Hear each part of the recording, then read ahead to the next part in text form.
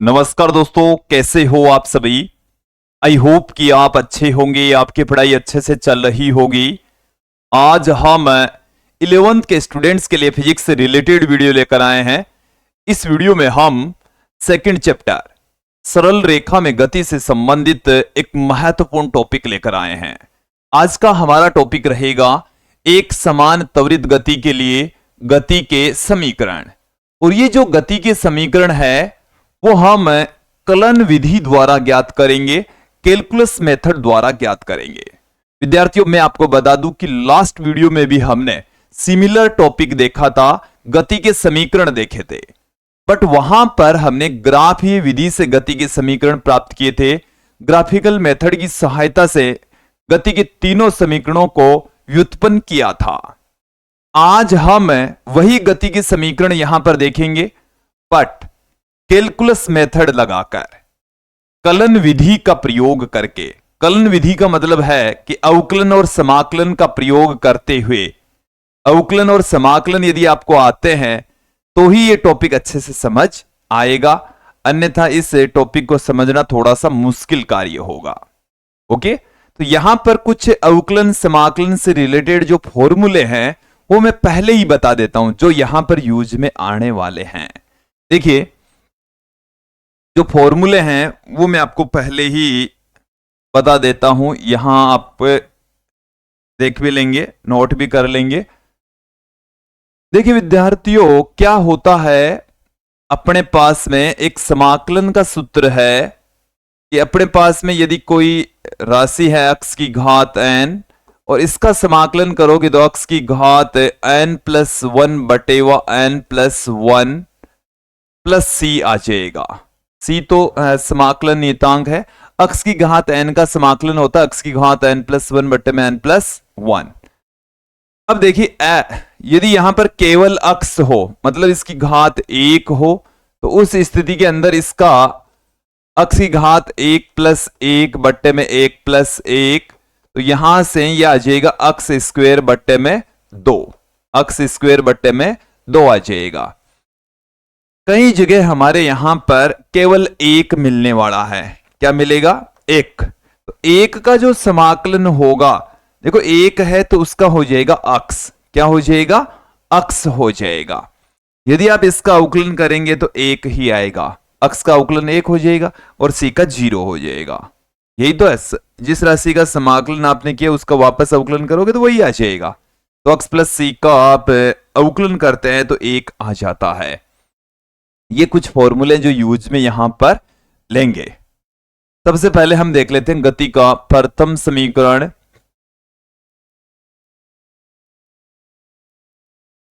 गति का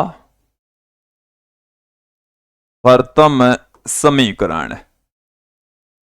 प्रथम समीकरण, तो गति का पहला समीकरण क्या है, कैसे फाइंड आउट करेंगे? वैसे लास्ट वीडियो में हमने देख लिया है, v बराबर u प्लस at गति का पहला समीकरण है, जहां u प्रारंभिक वेग है, v अंतिम वेग है, a है वो एक समान त्वरण है। क्योंकि आज का जो हमारा टॉपिक है, कण है वो एक समान त्वरित गति करेगा। कौन सी गति करने वाला है?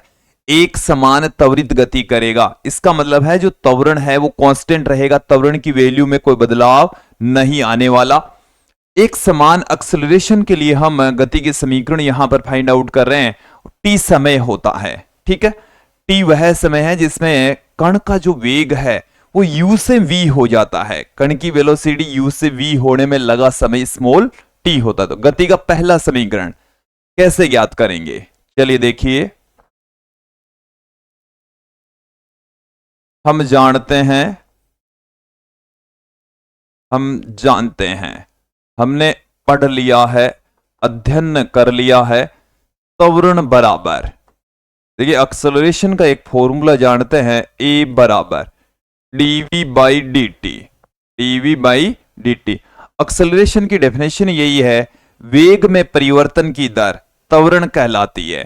तो ये जो त्वरण है यह है वेग में परिवर्तन की दर। d/dt का मतलब है परिवर्तन की दर, यह है वेग। मैंने दोनों को ही अदिश रूप में लिखा है ताकि आराम से कैलकुलेशन हो भी जाए और आपको समझ में भी आ जाए। तो ये फॉर्मूला हमने इस चैप्टर में पहले ही पढ़ लिया है। तो यहां से हम dv बराबर क्या लिख सकते हैं, dv बराबर हम लिख सकते हैं a dt। अब इसका हम समाकलन करेंगे, इस वाली राशि का क्या कर देंगे, समाकलन करने पर उपरोक्त का समाकलन करने पर, समाकलन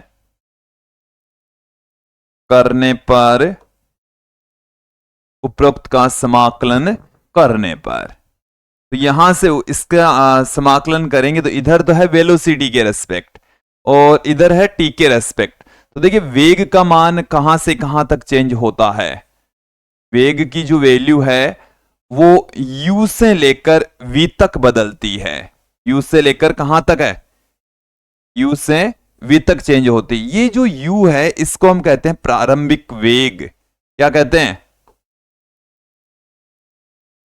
इसको प्रारंभिक वेग कहा जाता है, प्रारंभिक वेग।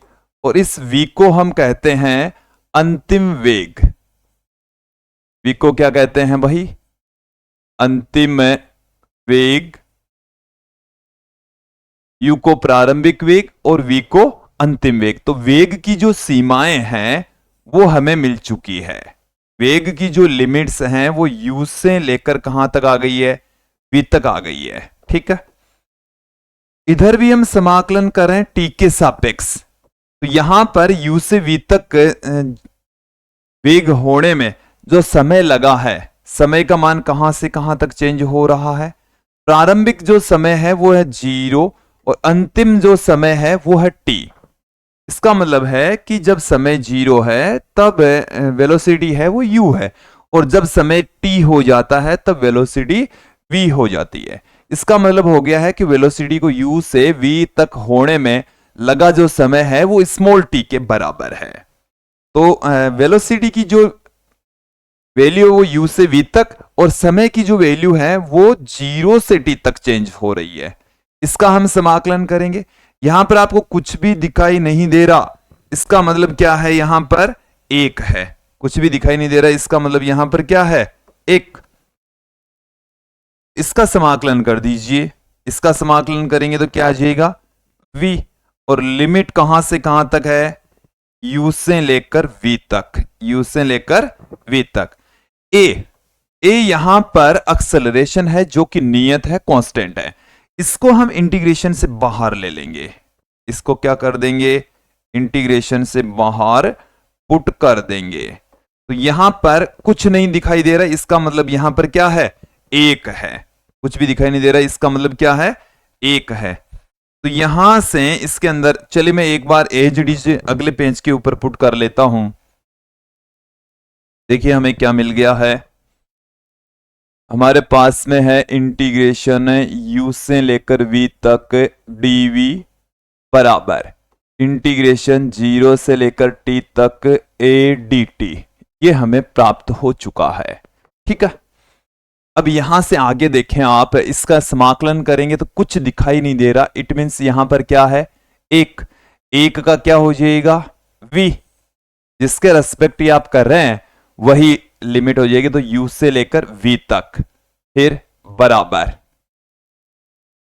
बराबर यहां a है वो कांस्टेंट है। a क्या है, कांस्टेंट। a कांस्टेंट है तो इंटीग्रेशन से हम क्या कर देंगे, इसको बाहर ले लेंगे, समाकलन से इसको बाहर पुट कर देंगे। ओके, अब यहां पर इसमें हम अपर लिमिट पुट करेंगे, फिर माइनस का साइन लगाकर क्या पुट करने वाले हैं, लोअर लिमिट पुट करने वाले हैं। समाकलन का नियम ही यही है, पहले अपर लिमिट पुट करें और माइनस का साइन लगाकर लोअर लिमिट पुट कर दें। ओके, यहां पर ये a आ गया। अब इधर आपको कुछ भी दिखाई नहीं दे रहा, इसका मतलब यहां पर भी क्या है, 1 तो गुणा में है ही, इसी राशि के जैसे 5 है तो 5 को मैं 5 गुणा 1 लिख सकता हूं। तो यहां आपको कुछ दिखाई नहीं दे रहा, इसका मतलब यहां पर क्या है, 1। t के रेस्पेक्ट समाकलन कर रहे हैं तो इसका हो जाएगा t, इसका समाकलन क्या हो जाएगा, t हो जाएगा। और लिमिट कहां से कहां तक है, 0 से t तक है। 0 से t तक। v माइनस यू बराबर a, और अब इसमें हम लिमिट पुट करेंगे। इसमें लिमिट पुट करेंगे तो सबसे पहले t की जगह अपर लिमिट t, फिर लोअर लिमिट 0, ये आ गया। ये अपन को मिल चुका है v माइनस यू बराबर a t, और इसे हम लिख सकते हैं v बराबर u प्लस ए टी, और इसी को हम कहते हैं गति का पहला समीकरण। गति का प्रथम समीकरण कहलाता है, गति का पहला समीकरण कहलाता है। v बराबर u प्लस ए टी, जहां u प्रारंभिक वेग, v अंतिम वेग, a एक्सेलरेशन और t समय। ये क्लियर हो जाना चाहिए। अगले पेज की ओर बढ़ते हैं हम, और गति के दूसरे समीकरण की बात करेंगे। गति का द्वितीय समीकरण, गति का द्वितीय समीकरण, दूसरा समीकरण। गति का दूसरा समीकरण, दूसरा समीकरण भी हम कलन विधि द्वारा ज्ञात करेंगे। कलन विधि द्वारा ज्ञात करने के लिए हम एक सिंपल सा फॉर्मूला फिर से यूज में लेने वाले हैं। हमारा जो सिंपल सा फॉर्मूला है वो हमारे पास में है वेग का सूत्र। हम जानते हैं, क्या जानते हैं? हम जानते हैं कि, देखिए क्या जानते हैं विद्यार्थियों, वेग, वेग v बराबर होता है dx by D T, dx by D T, dx by D T हम जानते हैं। तो यहां से इसको मैं क्या लिख दूं, v डी टी बराबर dx लिख देता हूं। अब इसका हम करेंगे समाकलन। उपरोक्त का क्या कर दीजिए, समाकलन कर दीजिए।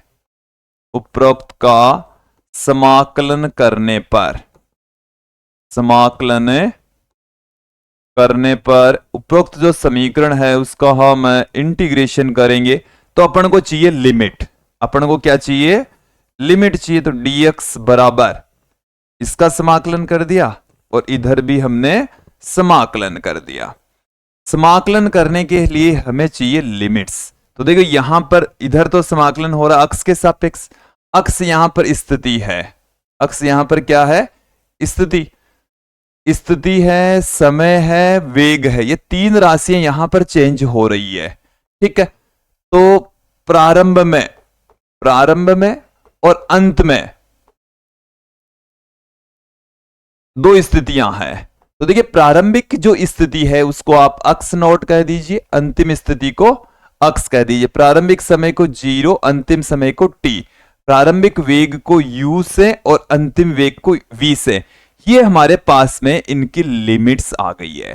क्या आ गई है, लिमिट्स। इन्हीं लिमिट्स का प्रयोग करेंगे, इन्हीं लिमिट्स का प्रयोग यहां पर करने वाले। तो देखो अक्स का जो मान है वो कहां से कहां तक चेंज हो रहा है, अक्स नॉट से अक्स तक बदल रहा है। टी का मान कहां से कहां तक चेंज हो रहा है, 0 से लेकर टी तक चेंज हो रहा है। अब देखो इसका समाकलन करेंगे, यहां पर कुछ भी दिखाई नहीं दे रहा है, इसका मतलब क्या है, एक का इंटीग्रेशन क्या हो गया, अक्स हो गया।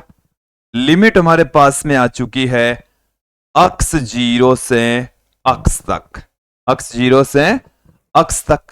और यहां पर v की जो वैल्यू है वो हम गति के पहले समीकरण से, v बराबर होता है u plus A T, you plus A T, ये मैं यहां पर पुट कर देता हूं।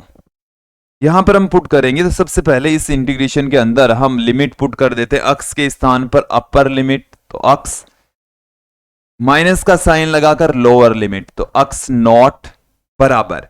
अब इस वाले इंटीग्रेशन को आप समझें, इंटीग्रेशन 0 से लेकर t तक v dt, सॉरी अब v की जगह तो हमने क्या कर दिया है, u plus A T put कर दिया है। तो देखो इसको दो टुकड़ों में हम तोड़ लेते हैं, u dt प्लस 0 से t तक ए टी dt, ये हमारे पास में आ चुका है। एक बार देख ले वे, u dt, और इसको भी हमने इंटीग्रेशन के अंदर देखो दो टुकड़ों में, एक तो हो गया u dt और दूसरा हो गया ए टी dt, तो ए टी dt ये लिख दिया।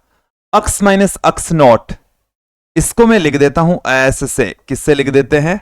एस से लिख देते हैं, या अक्स से ही रहने देते हैं, इसी फॉर्म में भी रहने देते हैं। बट मैंने यहां पर अक्स माइनस अक्स नॉट मतलब कर्ण द्वारा तय की गई जो दूरी है उसको एस से पुट कर दिया है।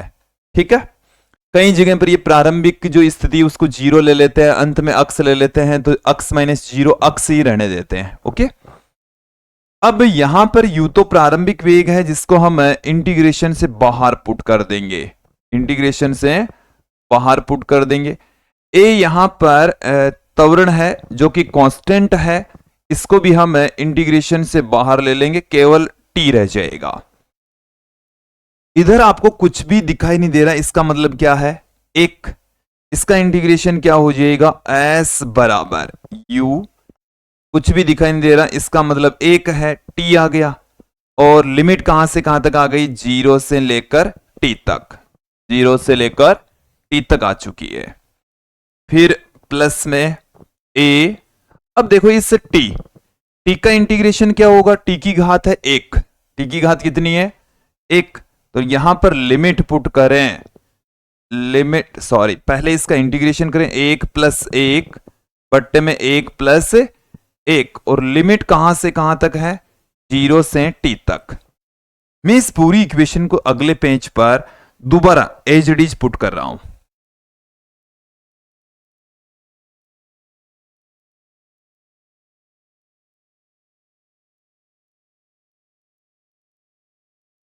देखिए अक्स माइनस अक्स नॉट बराबर इंटीग्रेशन जीरो से टी तक यू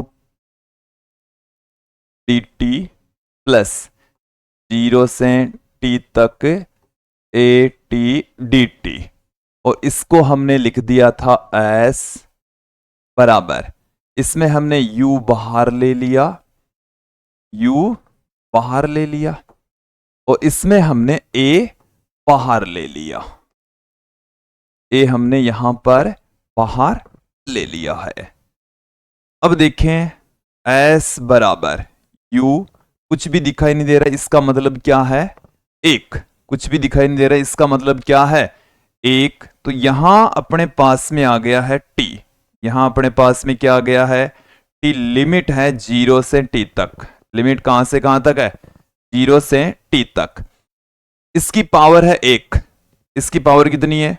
एक। तो टी की घात एक प्लस एक बट्टे में आ गया एक प्लस एक, और लिमिट हमारे पास में है जीरो से टी तक, जीरो से टी तक लिमिट है। एस बराबर यू, पहले अपर लिमिट पुट करेंगे, माइनस का साइन लगाकर लोअर लिमिट पुट करेंगे। ए यहां पर टी की घात दो बट्टे में दो, और लिमिट हमारे पास में है जीरो से टी तक। ये हमारे पास में क्या आ गया? एस बराबर यू टी प्लस ए, इस दो को मैं यहां ले लेता हूं, तो ए बाई टू। अब यहां पर हम लिमिट पुट करेंगे, तो टी की जगह अपर लिमिट तो टी स्क्वायर, टी की जगह लोअर लिमिट जीरो।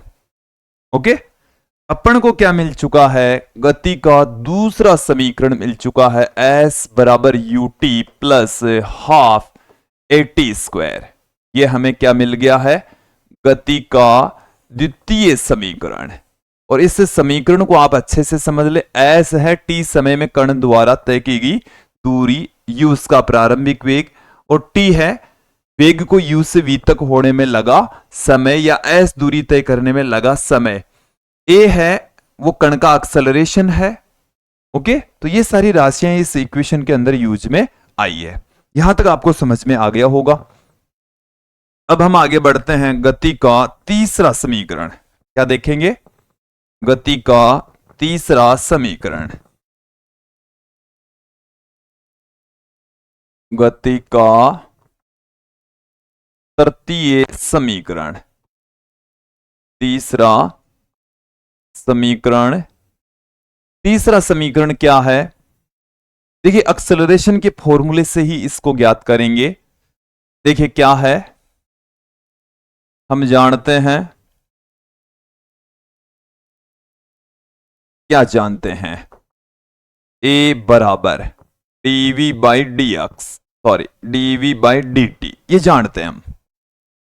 त्वरण बराबर क्या जानते हैं? वेग में परिवर्तन की दर त्वरण कहलाती है। तो यहां पर हम क्या कर रहे हैं, आप ध्यान दें, मैं dx से ऊपर नीचे मल्टीप्लाई कर रहा हूं। dx से क्या कर रहा हूं?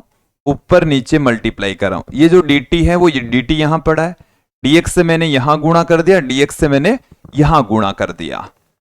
अब ये जो dx बाई dt है, dx बाई dt ये होता है कण का वेग, कण का वेग v होता है। ओके, तो अपने पास में a बराबर क्या आ गया है? a बराबर इसकी जगह हम क्या लिख सकते हैं? v लिख सकते हैं, v dv बाई dx। अब इसे हम क्या लिख देंगे? v dv तो एक तरफ रह जाएगा और a dx एक तरफ आ जाएगा। अब इस इक्वेशन का हम समाकलन करेंगे। इस इक्वेशन का क्या करने वाले हैं विद्यार्थियों? समाकलन करने पर उपरोक्त समीकरण का, उपरोक्त समीकरण का समाकलन करने पर, उपरोक्त समीकरण का समाकलन करने पर, समाकलन करने पर उपरोक्त समीकरण को यदि हम इंटीग्रेट कर दें तो हमारे पास में क्या आ जाएगा? v dv बराबर a dx का समाकलन। अब आप यहां पर ध्यान दें कि यहां पर समाकलन हो रहा वेग के रेस्पेक्ट, और वेग का मान u से लेकर v तक बदल रहा है। यहां पर समाकलन हो रहा अक्ष के रेस्पेक्ट, अक्ष का मान अक्ष नोट से अक्ष तक चेंज हो रहा है। ठीक है, हालांकि हमने अक्ष माइनस अक्ष नोट को अक्ष से ऐसे लिखा है। यहां पर इसका इंटीग्रेशन v है, इसकी घात 1 है, तो क्या हो जाएगा? v की घात 1 प्लस 1 बट्टे में 1 प्लस 1, और लिमिट कहां से कहां तक है? u से लेकर v तक। लिमिट कहां से कहां तक है? u से लेकर v तक। a यहां पर एक्सेलरेशन है, जिसको जो कि कांस्टेंट है, इंटीग्रेशन से बाहर पुट कर देंगे तो इंटीग्रेशन के अंदर सिर्फ 1 रह जाएगा। इंटीग्रेशन के अंदर सिर्फ क्या रह जाएगा? 1 रह जाएगा। तो ये आ गया अपने पास में v स्क्वेयर बट्टे में 2, और लिमिट हमारे पास में है u से v तक बराबर a। यहां कुछ भी दिखाई नहीं दे रहा है, इसका मतलब क्या है? 1 और 1 का क्या हो जाएगा? अक्स हो जाएगा। लिमिट कहां से कहां तक है? अक्स नोट से अक्स तक है। अगले पेज की ओर बढ़ते हैं। देखिए हमें क्या मिल चुका है? v स्क्वेयर बट्टे में 2, और लिमिट मिल चुकी है u से लेकर v तक बराबर a, और यहां मिल चुका है अक्स, और लिमिट मिल चुकी है अक्स नोट से अक्स तक। v स्क्वेयर बट्टे में 2 माइनस u स्क्वेयर बट्टे में 2 बराबर a। अपर लिमिट पुट करेंगे, माइनस का साइन लगाकर लोअर लिमिट पुट कर देंगे। X minus x naught, x minus x naught, जिसको मैं लिख रहा हूं एस से, यह कण द्वारा तय दूरी, कण द्वारा तय दूरी है। ये कण द्वारा तय दूरी, डिस्टेंस। क्या आ जाएगा हमारे पास में? v square minus you square, v square minus you square बट्टे में 2 बराबर a इंटू एस। तो v square minus you square बराबर आ गया है 2as, और यहां से अपने पास में आ चुका है v स्क्वेयर बराबर यू स्क्वेयर प्लस 2as, जो कि गति का तीसरा समीकरण है। जो कि क्या है? गति का तीसरा समीकरण है। तो विद्यार्थियों ये था कलन विधि द्वारा गति के समीकरणों की व्युत्पत्ति। एक एक करके हमने देखा, समझा, और जब गति के समीकरण को आप न्यूमेरिकल क्वेश्चन के जरिए समझते हैं तो आपको ये कंठस्थ हो जाएंगे, अच्छे से याद हो जाएंगे, इसमें कोई दिक्कत नहीं आती जब आप इनको अप्लाई कर लेते हैं। तो आज की इस वीडियो में इतना ही, नेक्स्ट वीडियो में फिर मिलते हैं। धन्यवाद दोस्तों।